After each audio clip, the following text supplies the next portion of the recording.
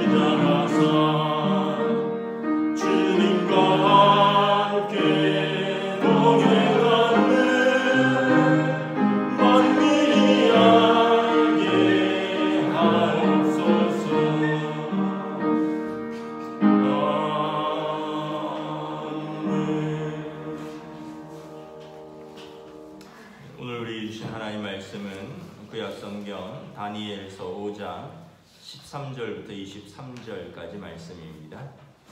구약성경 다니엘서 5장 13절부터 23절입니다. 다 찾으신 줄 알고 저 여러분들이 한 절씩 교도하도록 하겠습니다. 구약성경 다니엘서 5장 13절부터 23절입니다. 이에 다니엘이 부름을 받아 왕의 앞에 나오매 왕이 다니엘에게 말하되 내가 나의 부왕이 유다에게 사로잡아온 유다 자손 중에 그 다니엘이냐? 내가 내게 대하여 들은즉 내 안에는 신들의 영이 있으므로 내가 명철과 총명과 비상한 지혜가 있다하도다. 지금 여러 지혜자와 술객을 내 앞에 불러다가 그들에게 이 글을 읽고 그 해석을 내게 알게 하라 하였으나 그들이 다 그 해석을 내게 보이지 못하였느니라. 내가 내게 대하여 들은즉 너는 해석을 잘하고 의론을 푼다 하도다. 그런즉 이제 내가 이 글을 읽고 그 해석을 내게 알려주면 내게 자주색 옷을 입히고 금사슬을 내 목에 걸어주어 너를 나라의 셋째 통치자로 삼으리라 하니 다니엘이 왕에게 대답하여 이르되 왕의 예물은 왕이 친히 가지시며 왕의 상급은 다른 사람에게 주옵소서.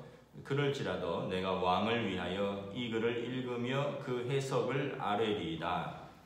왕이여 지극히 높으신 하나님이 왕에 붙인 느부갓네살에게 나라와 큰 권세와 영광과 위엄을 주셨고 그에게 큰 권세를 주셨으므로 백성들과 나라들과 언어가 다른 모든 사람들과 그의 앞에서 떨며 두려워하였으며 그는 임의로 죽이고 임의로 살리며 임의로 높이고 임의로 낮추었더니 그가 마음이 높아지며 뜻이 완악하여 교만을 행함으로 그의 왕위가 폐함받으며 그의 영광을 빼앗기고 사람 중에서 쫓겨나서 그의 마음이 들짐승의 마음과 같았고 또 들나귀와 함께 살며 또 소처럼 풀을 먹으며 그의 몸이 하늘 이슬에 젖었으며 지극히 높으신 하나님이 사람 나라를 다스리시며 자기 뜻대로 누구든지 그 자리에 세우시는 줄을 알기에 이르렀나이다. 벨사살이여 왕은 그의 아들이 되어서 그것을 다 알고도 아직도 마음을 낮추지 아니하고 함께 읽습니다. 도리어 자신을 하늘의 주제보다 높이며 그의 성전 그릇을 왕 앞으로 가져다가 왕의 귀족들과 왕후들과 후궁들이 다 그것으로 술을 마시고 왕이 또 보지도 듣지도 알지도 못하는 금, 은, 구리, 쇠와 나무, 돌로 만든 신상들을 찬양하고 도리어 왕의 호흡을 주장하시고 왕의 모든 길을 작정하시는 하나님께는 영광을 돌리지 아니할지라. 아멘. 할렐루야. 오늘 또 새날이 시작되었습니다. 하나님께서 은혜와 평강으로 함께하여 주시기를 축복합니다. 오늘 말씀에 보면 벨사살 왕이 이제 연회 중에 한 손가락이 나타나서 벽에 글을 쓰는 것을 보았다고 했습니다. 너무 놀라서 주저앉았고 또 두려워서 잠을 이룰 수가 없었습니다. 그래서 그 모든 나라의 술객들과 지혜자들을 다 불러서 그 글을 읽고 해석을 보이라 하였으나 하지 못하였고 이제 왕비가 느부갓네살 왕 때부터 하나님의 신에 충만한 사람 다니엘을 추천해서 지금 다니엘이 불려온 거죠. 벨사살이 다니엘에 대해서 모르지 않았을 것입니다. 왜냐하면 그는 고레스 왕 때까지 총리로 있었습니다. 나라가 바뀔 때까지도 총리로 있었습니다. 그런데도 불구하고 오늘 13절에 보면 이렇게 이야기를 합니다. 내가 나의 부왕이 유다에서 사로잡아온 유다 자손 중에 그 다니엘이냐. 그러니까 다니엘에 대한 어떤 무시와 그의 출신 또 그에 대해서 어떤 뭐 존중하는 마음이 전혀 없는 거죠.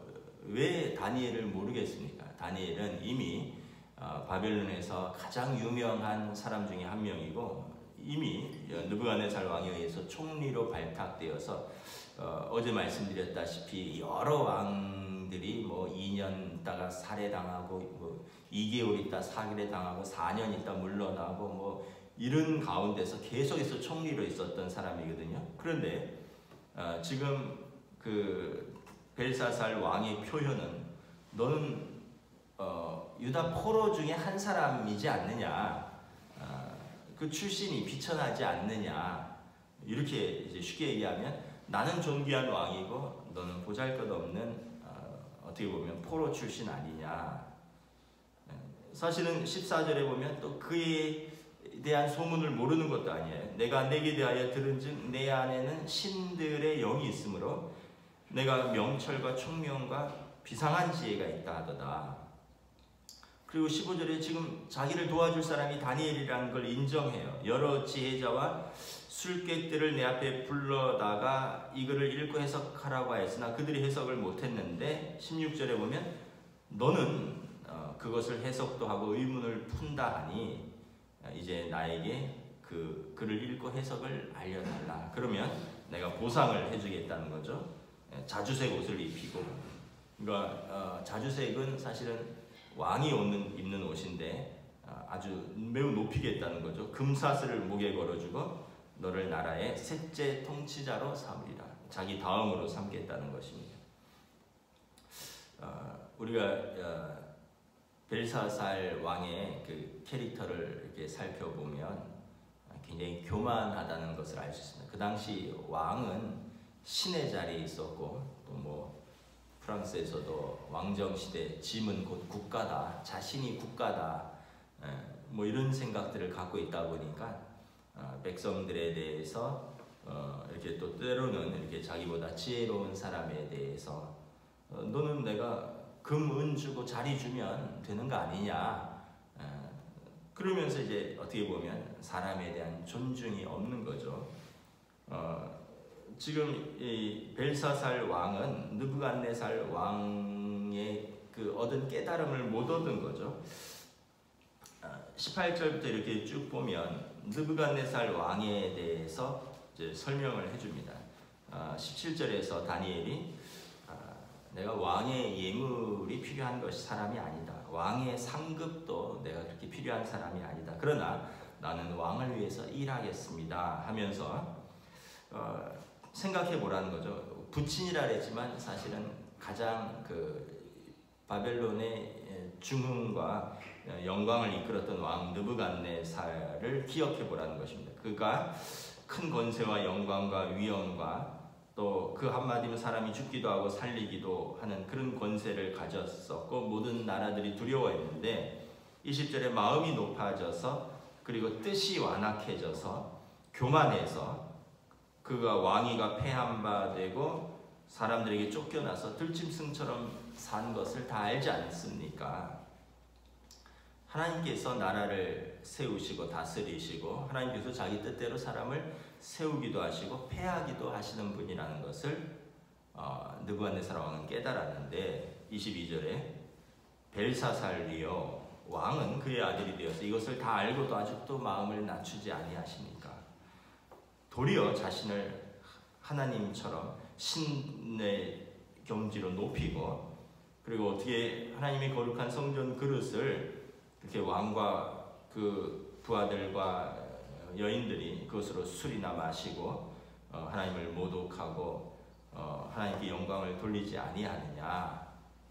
이제 해석에 앞서서 왕의 상태를 말하는 것입니다. 당신은 느부갓네살 왕의 그 실수와 교만 속에서 그가 낮아지고 패해졌다가 다시 그가 회개하고 하나님께서 그를 다시 세우신 과정을 다 보았는데 당신은 어찌하여 그 길에 서지 않느냐라는 것입니다. 그리고 이제 내일 본문에서 하나님이 당신을 심판하신다라는 것이죠.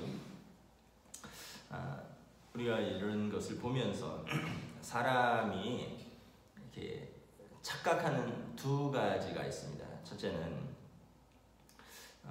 자신의 외적 환경과 조건이 자신이라고 생각하는 것입니다. 두 번째는 자신의 감정이 자신이라고 생각하는 것입니다. 이것은 여러분 우리가 잘 생각해 봐야 됩니다. 이것은 착각입니다. 분리해서 생각해야 됩니다. 자신의 외적 환경과 조건이 자신이다라고 생각을 하면 그것으로 인해서 자신을 한껏 높일 수 있고 그것이 안 될 경우에 자신을 한껏 낮추는 거죠. 비하하는 것입니다. 여러분 사람들이 이제 태어나면서부터 저절로 얻는 것들이 있고요. 자기가 살아가면서 노력해서 성취해서 얻는 것들이 있습니다. 예를 들면 뭐 남자로 태어났다, 여자로 태어났다, 뭐 이런 것. 또 태어났는데 뭐 외모가 좀 뛰어날 수도 있고요. 아주 건강할 수도 있고 태어났는데 좀 어떻게 보면 몸에 장애가 있을 수도 있고 또 외모가 뭐 사람들이 보기에 별 매력이 없을 수도 있어요. 뭐 이런 것들은 이제 또 태어났는데 부모가 아주 그 부자이고 권력자일 수 있고 태어났는데 부모가 아주 가난하고 또 어떻게 보면 다니엘처럼 유대학 포로 출신일 수도 있습니다. 이런 걸 가리켜서 생득지위라고 합니다. 태어나면서부터 그냥 저절로 얻게 된 지위입니다. 뭐 남자와 여자를 우리가 바꿀 수가 없죠.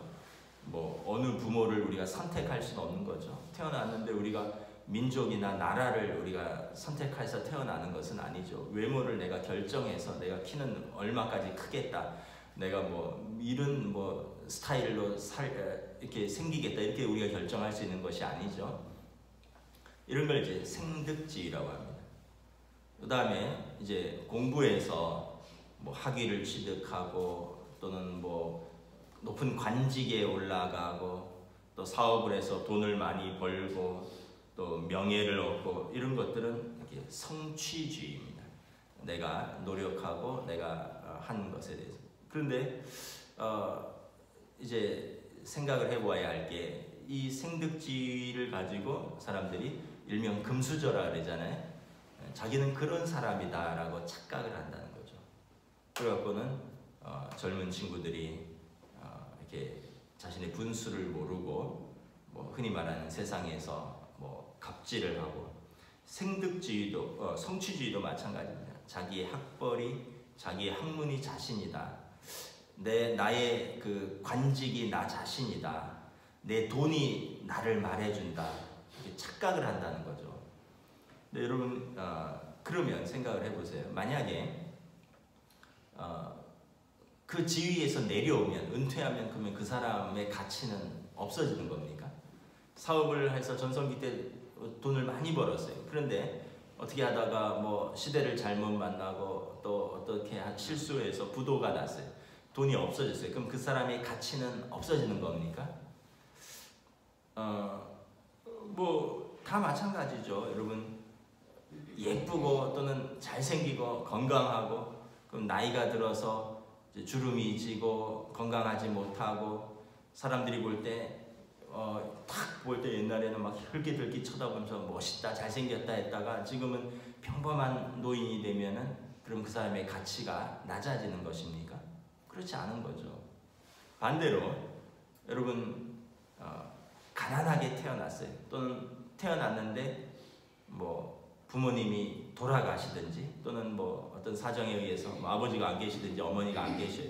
그러면 나는 불행한 사람입니까? 물론 이제 환경적으로는 불행하지만 내 자체가 가치 없는 사람입니까?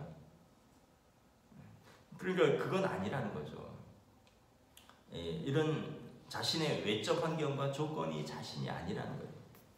제가 예전에 저희 부친이 그 황반변성인가가 그런 병이 와서 갑자기 한쪽 눈이 안 보여서 제가 모시고 병원을 좀 다닌 적이 있어요.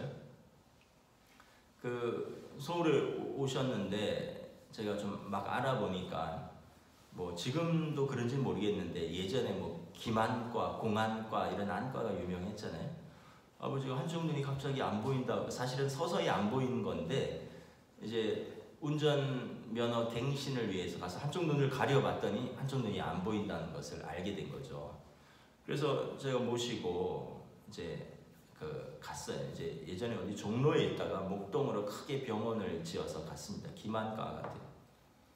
가서 오랫동안 대기하고 또 뭐 이 선생님 거치고 저 선생님 거치고 여기 검사실 갔다가 뭐 저기 검사실 갔다가 이제 마지막으로 이제 그 담당 선생님 설명을 들으려고 들어갔는데 그냥 여자 선생님인데 아주 성의 없이 얘기를 하는 거예요. 황방변성이에요. 이건 뭐 방법이 없어요. 뭐 이러는 거예요. 그래서 제가 그 뭐 화면에 컴퓨터 화면에 수정체 눈 수정체 사진도 떠 있기 때문에 제가 좀 가까이 가서 보려고 왜냐하면 멀리서 뭐 여기 보시죠. 여기 신경이 다 죽었어요. 뭐 혈액 공급이 안 돼서 여기 다 보시죠. 그 저도 노안이 왔고 또 제가 수정체를 봐서 뭐가 죽었는지 어찌 알겠습니까? 그래서 좀 가까이 보려고 갖고 갔더니 좀 이렇게 가까이 오시면 안 돼요. 뭐 그리고는 제가 그러면 황반변성이라는 것을 좀 설명을 해주면 그 눈에 혈액 공급이 잘 안 돼서 이쪽에 신경들이 죽어가고 있다는 거예요. 이거는 뭐 방법이 없어요. 노안에서 자주 오는 건데 뭐 그냥 실명될 거예요. 뭐 이러는 거예요. 그래서 제가 선생님 그러면은 이거를 조금 더 자세히 설명해주고 이걸 어떻게 그래도 낫게 할 수. 지금 제가 예약 시간이 다 됐으니까 이제 뭐 나가라는 거예요. 정말 너무 화가 나는 거예요. 너무. 왜냐하면 사람이 그 의사라는 지위는 전문직이고 또 아까도 했지만 성취주의입니다. 자기가 공부해서 자기가 그 면허를 땄어요. 그런데 사실은 그걸 가지고 뭘 하겠어요? 자기의 성취와 또 그런 것도 있지만 남을 섬기고 그것으로 또 세상에 기여하라는 그런 직분이잖아요. 근데 제가 받은 느낌은 젊은 여선생이 사람을 하대하고 너네는 이런 것 자체는 몰랐는데 이 병은 그냥 이렇게 되는 거야. 그냥 실명될 거야. 이제 난 설명 끝났으니까 가서 계산하고 모시고 나가. 이런 느낌을 받은 거예요. 그래서 제가 이 병원에 가면 환자나 보호자는 을 중에 을입니다. 의사 선생님 심기를 거스르면 또 굉장히 안 되잖아요. 그래서 제가 뭐 원래도 뭐 잘 참지만 더 꾹 참고 끝까지 물어보고 이제 그 선생님이 나가서 다른 이제 레지던트인지 이제 젊은 선생님을 만났어요. 그래서 제가 이거 좀 설명 좀 해달라. 뭐 황반변성이라는 것도 나는 처음 들어보고 선생님 말도 잘 이해를 못하겠다 했더니 좀 앉아보세요 하더니 저를 앉히고는 화면을 이렇게 키워서 자세히 설명을 해주는 거예요. 이거는 이렇고 저건 저렇고 이게 쉽게 좋아질 수 있는 병은 아닌데 뭐 이렇게 하시면 됩니다. 그래서 제가 마음이 확 풀어졌어요. 뭐 우리가 어떻게 할 수 없는 거지만 한 사람의 자세와 태도 때문에 그 병원과 그 직업에 대한 불신이 확 생겼다가 다른 한 사람의 설명과 태도 때문에 그 직업에 대한 존경과 또 다시 이런 것들이 살아나는 거죠. 그 이제 병원을 옮겼어요. 아버지 가까운 곳으로 가세요. 멀리 목동까지 다닐 이유가 없다. 분당 서울대병원으로 가시라고 용인에 사시니까. 그럼 제 마음속에 다시는 난 이 병원에 안 온다. 실명을 할지언정 난 이 병원에 안 오겠다. 한 사람 때문에 그런 마음이 생기는 거예요. 근데 여러분 그게 뭐가 그렇게 어려운 일입니까? 환자나 환자 보호자가 정말 안타까운 마음이잖아요. 우리 일반인들은 병에 대해서 잘 모르잖아요. 거기에 대해서 조금만 친절하게 말씀을 해주면 신뢰도 높아지고 존경도 되고 그리고 마음의 위로도 받고. 근데 제가 느낀 건 그거예요. 나는 이런 사람이야. 너희는 이런 사람이야. 나는 이제 당신들한테 이만큼의 시간을 할애했으니까 됐어. 나가봐. 이런 느낌을 받는 거죠. 그러면서 제가 뭐 그런 것까지 평가하면 안 되겠지만 당신의 인간성을 보니 남편도 편하지는 않겠다. 제가 뭐 이런 말까지 하면 좀 그렇지만 그분의 그런 표독스러운 자세와 그런 마음을 보니까 뭐 가족들한테 그렇게 친절하게 할 것 같지도 않고. 그래서 여러분 우리가 나의 어떤 외적 환경과 조건이 자신이라고 착각을 하면 굉장히 자신을 교만하게 높이고 또는 그것이 안 되면 굉장히 자신을 비하시키는 겁니다. 저는 늘 또 그런 마음이 들어요. 아니 어렸을 때 환경이 어려웠어요. 또는 아버지가 그런 사람이었어요. 어머니가 또 그런 분이었어요. 그렇다고 해서 내가 그런 사람이 될 이유는 없잖아요.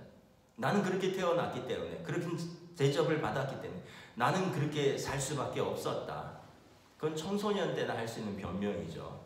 청소년들은 소년 법정에 서면 가정 환경이 불우하고 예를 들면 조실 부모하고 또는 부모의 학대를 받았기 때문에 정상을 참작해서 뭐 이렇게 좀 유예를 해준다 이런 것이 되지만 나이가 들어서도 계속해서 자기 삶에 대해서 그것 때문에 나는 그렇게 살 수밖에 없었습니다. 그것 때문에 나는 이렇게 포악해질 수밖에 없었습니다. 그것 때문에 나는 범죄자가 될 수밖에 없었습니다. 그것 때문에 나는 세상을 증오하게 되었습니다. 한다면 자기 삶에 대한 전혀 책임 있는 자세가 없는 거죠. 그러니까 이 외적인 환경과 조건, 이런 생득주의, 성취주의 자체가 내 자신이다라고 생각하는 그것이 여러분 착각이라는 거예요. 두 번째는 자신의 감정이 자신이라고 생각하는 겁니다. 자신의 감정. 즐거운 감정이 있을 수 있잖아요. 그럼 나는 행복하다. 나는 행복해. 또 슬프고 우울하고 화난 감정이 있잖아요. 그럼 나는 불행한 사람이다. 이렇게 생각을 하는 거예요. 그렇지 않아요. 여러분 살다 보면 즐거울 때도 있고 또 슬플 때도 있고 우울할 때도 있는 거예요. 그 감정 때문에 나는 행복한 사람이다. 그 감정 때문에 나는 불행한 사람이다. 라고 너무 감정 자체를 자신 자체로 이렇게 받아들이는 것은 오해입니다. 나는 화가 났을 수 있어요. 나는 지금 화가 났다. 나는 지금 분노를 느낀다. 나는 지금 즐겁다.